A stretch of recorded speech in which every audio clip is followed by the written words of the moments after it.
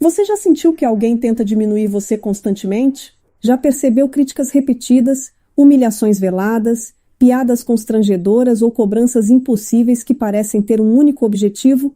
Desestabilizar? O assédio moral não começa com gritos.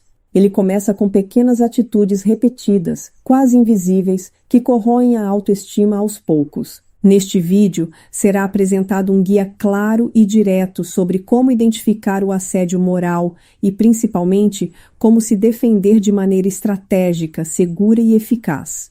Cada etapa foi organizada para que qualquer pessoa consiga aplicar imediatamente, porque entender o problema é o primeiro passo para não se tornar refém dele.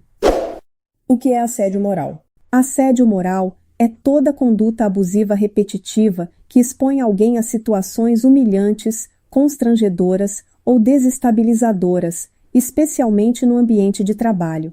Ele pode vir de um superior, de colegas ou até de subordinados. Diferente de um conflito isolado, o assédio é contínuo e tem a intenção ou o efeito de enfraquecer emocionalmente a vítima.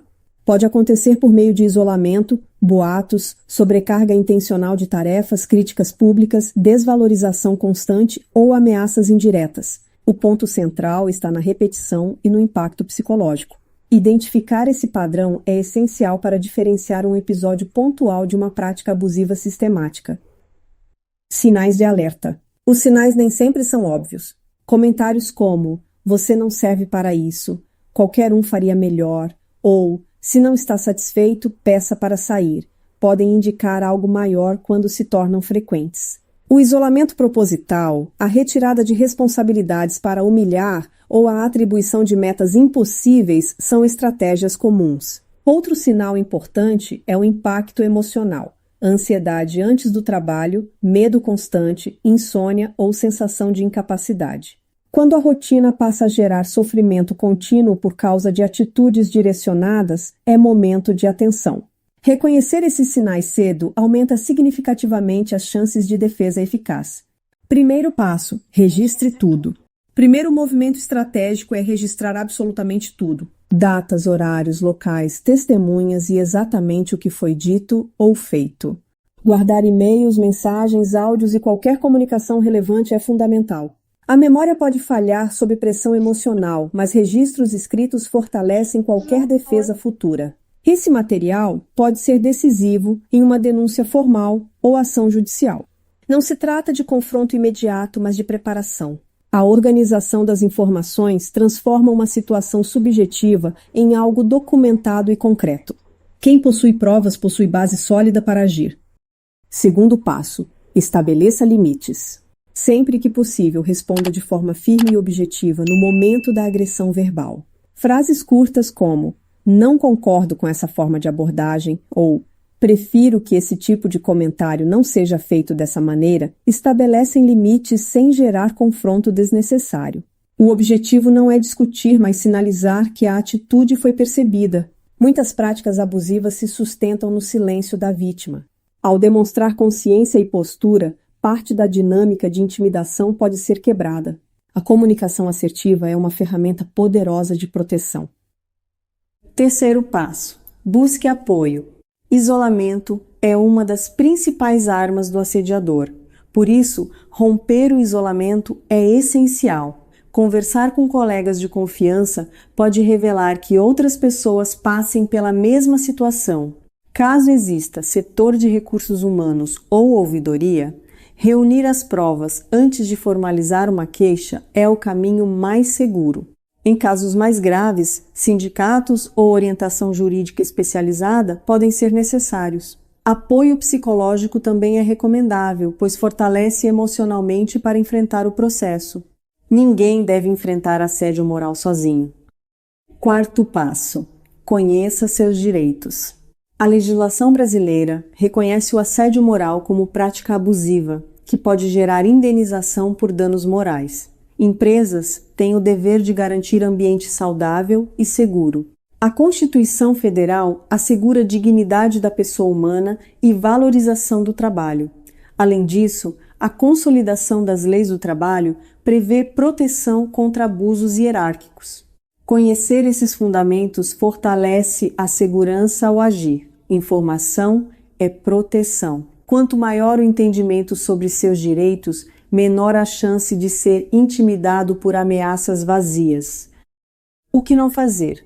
Evite reagir com agressividade, publicar desabafos nas redes sociais ou responder impulsivamente em mensagens.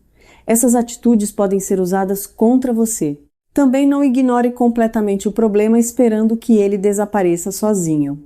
O silêncio prolongado pode ser interpretado como aceitação.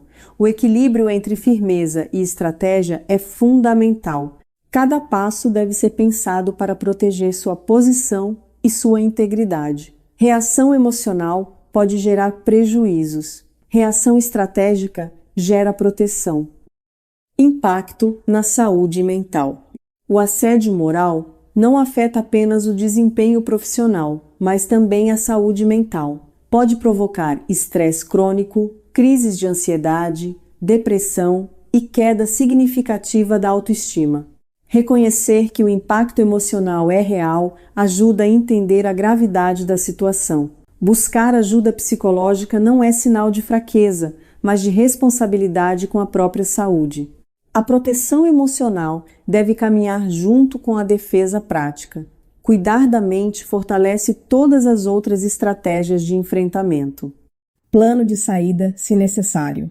Em alguns casos, mesmo após tentativas formais de solução, o ambiente pode permanecer tóxico. Nesses cenários, planejar uma transição profissional pode ser a decisão mais saudável. Atualizar currículo, fortalecer networking e buscar novas oportunidades deve ser feito com discrição e estratégia. Permanecer em um ambiente comprovadamente abusivo pode trazer danos prolongados. A decisão de sair não representa derrota, mas preservação da dignidade e da saúde. Reforço final.